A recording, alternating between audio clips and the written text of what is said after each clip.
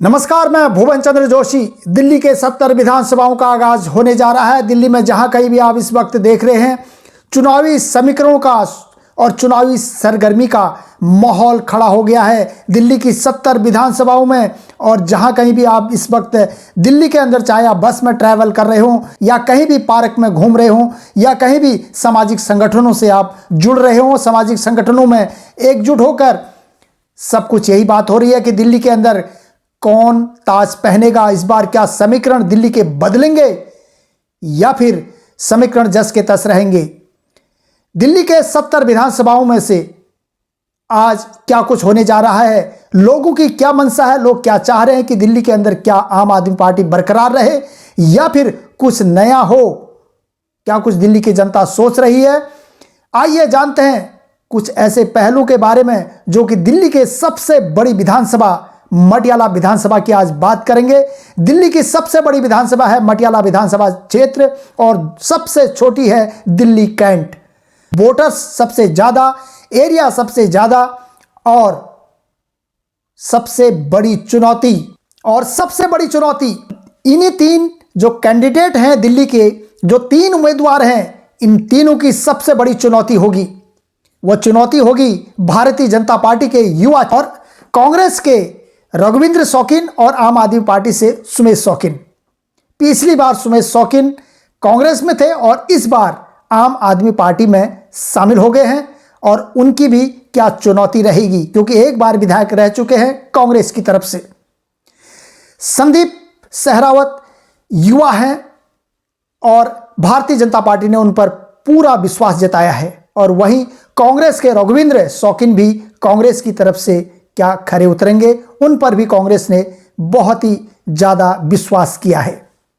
आज बात करेंगे क्या कुछ दिल्ली के अंदर विधायकों की क्या रिस्पॉन्सिबिलिटी है, विधायकों की क्या जिम्मेवारियां होती हैं जनता के लिए, विधायक का मुख्य कार्य होता क्या है।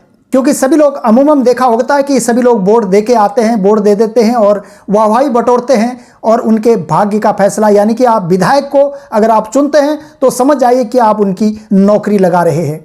क्योंकि विधायक का काम है जनता की सेवा करना। विधायक का काम है उस क्षेत्र में क्या कुछ कमी है, जनता क्या चाहती है, जनता के मुताबिक काम करना। ऐसा माना जाता था कि अगर विधायक वही होगा जो जनता के हिसाब से काम करेगा और आने वाले भविष्य में उसी विधायक को जनता चुनेगी। विधायक की जनता की आकांक्षाओं को सरकार तक पहुंचाना, यानी कि विधायक का काम होता है कि जो जनता की अपेक्षाएं हैं, आकांक्षाएं हैं और उसको सरकार को बताना होता है कि मेरे इलाके में इस चीज की कमी है। और दूसरी तरफ सरकार के दृष्टिकोण को जनता तक पहुंचाना, यानी कि सरकार क्या कुछ कह रही है और सरकार की मंशा क्या है, उस क्षेत्र में विकास करने की है नहीं है, कब तक विकास करेगी, कब तक उसको डेवलप करेगी, ये जनता तक पहुंचाना विधायक का काम है। जनता सहायता के लिए विधायक के पास जाती है और उसे जनता की ओर से अपनी समस्याओं का जो उपयुक्त समाधान है जनता के लिए, उसको प्राप्त करने के लिए सरकारी अधिकारियों से उनके समक्ष उनकी समस्या रखता है। मुख्य निर्वाचन आयोग की अगर बात करें तो इस बार दिल्ली में 1,22,851 वोटर जुड़ चुके हैं और इनमें से 37,306 वोटरों के नाम हटाए भी गए हैं। और इसके बाद दिल्ली में कुल वोटरों की जो बढ़ोतरी है वो होगी 85,545 रही है और पिछले ड्राफ्ट के अनुसार लिंग का अनुपात में भी सुधार हुआ है। और वहीं दिल्ली की मटियाला विधानसभा क्षेत्र में सबसे ज्यादा वोटर इस बार भी है। दिल्ली की ओर से अगर दिल्ली वोटर्स की लिस्ट की संशोधन की बात करें तो दिल्ली में इस बार सबसे बड़ा विधानसभा क्षेत्र मटियाला को ही घोषित किया गया है। यहां सबसे ज्यादा वोटर है, 4,29,078 वोटर हैं इस बार दिल्ली के मटियाला विधानसभा क्षेत्र में। और दूसरी ओर 76,000 के करीब दिल्ली कैंट, जो कि सबसे छोटी विधानसभा है। अगर अभी तक जितने चुनाव मटियाला विधानसभा क्षेत्र में हो गए हैं उनके बारे में अगर हम उनकी स्थिति के बारे में जानें तो पिछले 4 बार चुनाव में 2 बार तो आम आदमी पार्टी का दबदबा रहा है, उसमें कोई डाउट नहीं। जबकि एक बार कांग्रेस और एक बार भारतीय जनता पार्टी की झोली में सीट गई है। 2008 का चुनाव अगर देखें तो 2008 में मटियाला से कांग्रेस के सुमेश शौकीन ने जीत दर्ज की थी और उन्होंने बीजेपी के कमलजीत को हराया था। और 2013 में यहां से राजेश गहलोत ने जीत दर्ज की थी, उन्होंने आम आदमी पार्टी के गुलाब सिंह को हराया था। और 2015 और 2020 में आम आदमी पार्टी के उम्मीदवार गुलाब सिंह ने दोनों बार ये जीत हासिल की थी।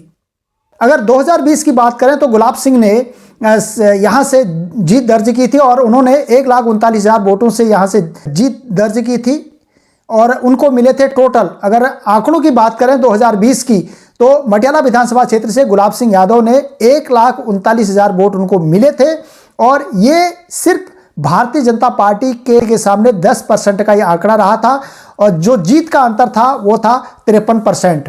और वहीं भारतीय जनता पार्टी की अगर बात करें तो राजेश गहलोत ने 1,10,000 वोट यहां से प्राप्त किए थे और मात्र आम आदमी पार्टी और भारतीय जनता पार्टी की अगर कंपेयर करें बीच में वोट परसेंटेज का सिर्फ 10% का रहा था और बहुत बड़ी टक्कर दी थी राजेश गहलोत ने।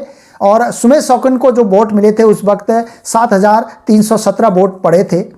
और अब इस बार ये माना जा रहा है कि इस त्रिकोणीय जो श्रृंखला है मटियाला विधानसभा क्षेत्र की, इसमें कौन बाजी मारेगा।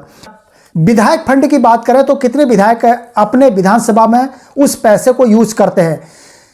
अगर आगामी विधानसभा चुनाव से पहले दिल्ली सरकार ने विधायक क्षेत्रीय विकास निधि या हाल में ही 10 करोड़ रुपए से बढ़ाकर 15 करोड़ रुपया कर दिया था, यह ऐलान कर दिया था। उन्होंने कहा कि चुनाव के टाइम में इस राशि को हम बढ़ा देंगे।